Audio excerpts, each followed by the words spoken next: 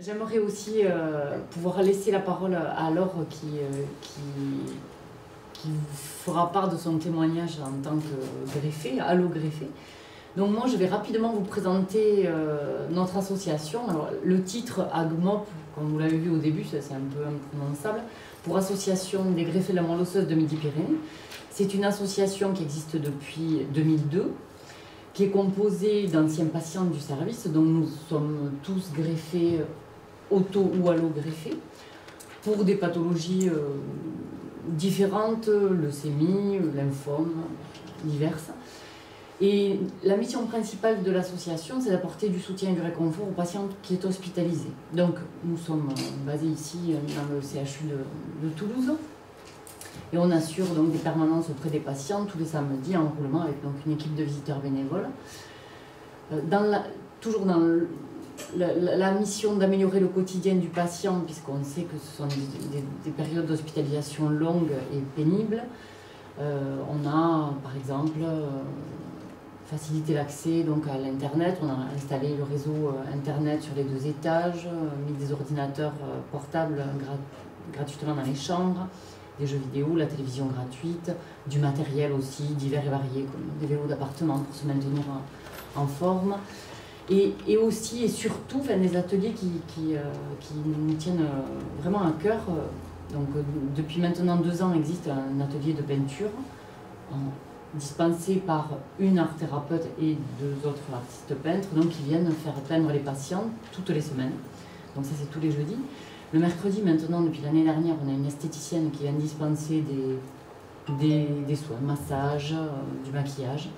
Voilà, donc ça c'est une après-midi. On a maintenant aussi quelqu'un qui propose un atelier de biographie hospitalière. Ça consiste tout simplement à écrire son histoire. Elle recueille les témoignages, elle les écrit, et nous on finance les supports. On finance, le patient choisit la couleur, le papier, l'ouvrage, voilà, et donc nous on finance ça, et du coup le patient se retrouve avec l'ouvrage qui témoigne de ce passage de vie, cette aventure-là. Et cet ouvrage-là comporte toujours des pages vides à la fin, puisque l'histoire reste toujours à continuer à écrire. Ça, et puis aussi, on fait de l'aide financière d'urgence, puisque souvent la maladie s'accompagne d'autres maux, comme la perte de revenus, notamment. Donc ça, on le fait en collaboration, c'est pas la tête du client, on le fait en collaboration avec les assistantes sociales du service qui, après enquête du dossier, nous sollicitent pour aider les familles, les proches ou le patient en lui-même. Voilà. Nous fonctionnons donc essentiellement avec les dons et les recettes des manifestations que l'on organise tous les ans.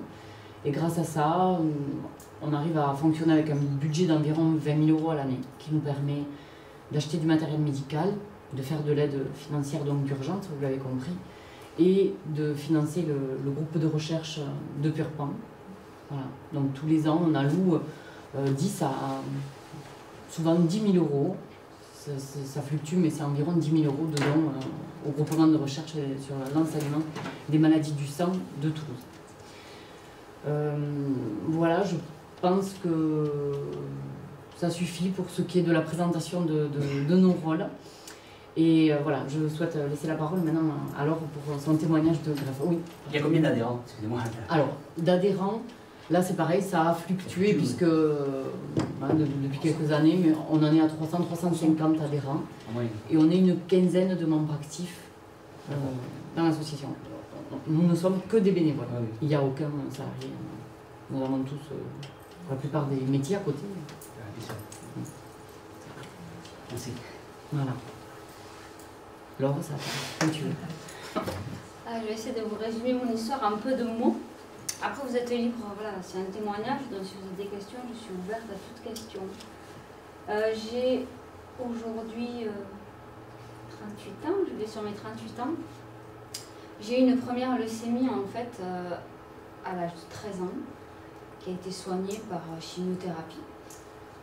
Estimée guérie, je ne sais pas si je peux dire ça, mais estimée guérie. J'ai continué, donc j'avais 13 ans. À l'âge de 18 ans, j'ai rechuté. Rebelote, chimiothérapie. Juste chimiothérapie, estimée guérie. Et à l'âge de 19 ans, en fait, on m'a appelé pour me dire qu'on avait trouvé un donneur compatible. J'ai une sœur, mais qui n'était pas du tout compatible. Donc du coup, j'étais inscrite sur le fichier depuis le début. Alors, j'avais une question tout à l'heure, je ne l'ai pas posée. Je ne sais pas pourquoi on n'a pas autogreffé entre-temps. Il y a peut-être des raisons X, je ne sais pas. C'est pas un bon traitement pour la leucémie aiguë. Voilà. Donc, et du coup, on m'a trouvé un donneur à l'âge de... à l'âge de 19 ans. Et donc, ben voilà, j'ai eu une réflexion, puisque j'étais estimée guérie, j'ai eu une réflexion à faire avec l'explication de mes médecins et une réflexion après individuelle, à savoir si oui ou non j'ai accepté la greffe, puisque j'étais estimée guérie, j'étais à 1 an de ma rechute, j'allais bien, mais j'ai quand même accepté de faire cette greffe, qui me permet d'être aujourd'hui ici, quasiment 20 ans après. Voilà, la greffe, ben, c'est passé, je ne vais pas redire toutes les étapes. Hein. Allogreffe, j'ai fait de la chambre stérile pendant 100 jours, j'y suis restée à l'époque. Mais il y avait quasiment 20 ans. Donc, il y a 20 ans. Je suis restée 3 mois. Je suis restée. Et 100 jours pile, c'est sûr et certain. 100 jours pile de chambre stérile. Voilà, avec GVH, etc. Tout ça, c'est passé. Au jour d'aujourd'hui, voilà, je vais super bien. Je prends 0 médicament. Voilà, je pense que voilà, j'ai eu un donneur, j'ai eu la chance d'avoir, je pense, un donneur très compatible qui était un monsieur de Bordeaux, c'est ce que je sais. C'est le meilleur. C'est le vin. Voilà, je ne sais pas si le vin est fait, mais je sais que c'était voilà, un homme de Bordeaux. Et voilà, ce jour, je pense qu'inconsciemment, je le remercie tous les jours, puisque c'est grâce à lui que je suis là. Voilà, j'ai apporté après, ben, ça m'a aidé à... J'ai pris vraiment conscience du manque de donneurs, donc j'ai eu mon association pendant 10 ans. Au jour d'aujourd'hui, j'ai arrêté parce qu'on ne peut pas tout faire. Je suis présente, je me suis remis dans l'association. J'étais au début, j'ai arrêté, manque de temps, mais je me suis remis dans l'association. Voilà, c'est une histoire parmi d'autres, mais voilà, je le fais bref, mon témoignage, parce qu'il y a beaucoup à dire, mais je ne vais pas m'étendre, parce que déjà...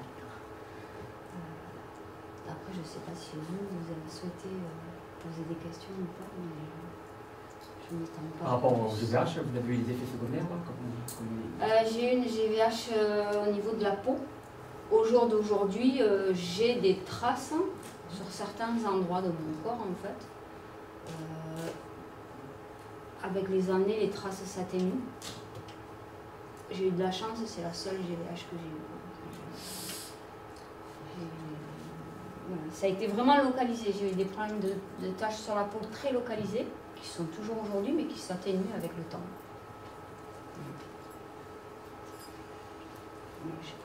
Tu as eu un traitement immunosuppresseur pendant combien d'années? Peu d'années.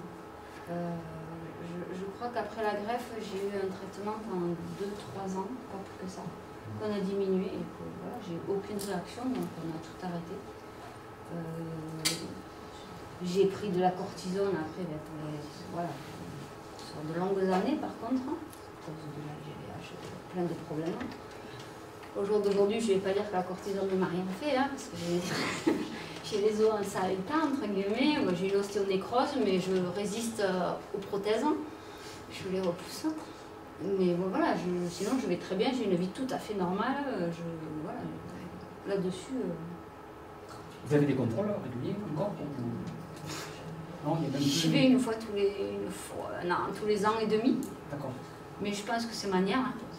Ah bon, c'est même pas... Non, mais j'y vais, c'est une formalité où il y a un suivi, mais voilà, si j'ai un problème, je vais voir mon médecin généraliste, mais au jour d'aujourd'hui, honnêtement, je vais dire que je suis comme tout le monde. Je n'ai pas la grippe, j'ai pas attrapé, j'ai pas plus de rhume que n'importe qui autour. Donc oui, je suis suivie une fois, j'y vais tous les ans et demi. Je fais une prise de sang, un petit contrôle. Ça me permet de revoir voilà, les médecins et tout, mais c'est tout. J'appuie rien de plus. Quoi. Et aujourd'hui, vous avez l'impression d'être guérie? Puisqu'on disait... Ah, mais je l'ai toujours été. C'est-à-dire que j'ai un caractère assez fort. Le jour où je suis sortie de la chambre stérile, pour moi, j'étais guérie. C'est-à-dire que je savais très bien que théoriquement, je n'étais pas guérie, mais c'était comme ça. Moi, je suis sortie, j'étais guérie. Après, bien sûr, j'ai fait attention. Hein. Je suis rentrée chez moi, j'avais une immunité quand même relativement très, très faible. Je suis passée par chimiothérapie, irradiation totale du corps. Donc voilà, j'ai quand même morflé au niveau immunitaire. Mais je suis sortie de la chambre stérile, j'étais guérie. Pour moi, dans ma tête, c'était comme ça. Et je pense que ça m'a beaucoup aidée. C'est-à-dire que j'ai pas attendu les 5 ans et les 10 ans. C'est des stades théoriques, mais jamais de la vie j'attendais ça. C'est pas possible. Non, j'étais sortie de la chambre, j'étais guérie. C'était sûr et certain. Merci à Karine, merci à Laure. Un grand merci au professeur Milpied de nous avoir consacré son temps personnel pour cette session. Mais vraiment, ça valait le coup. Hein.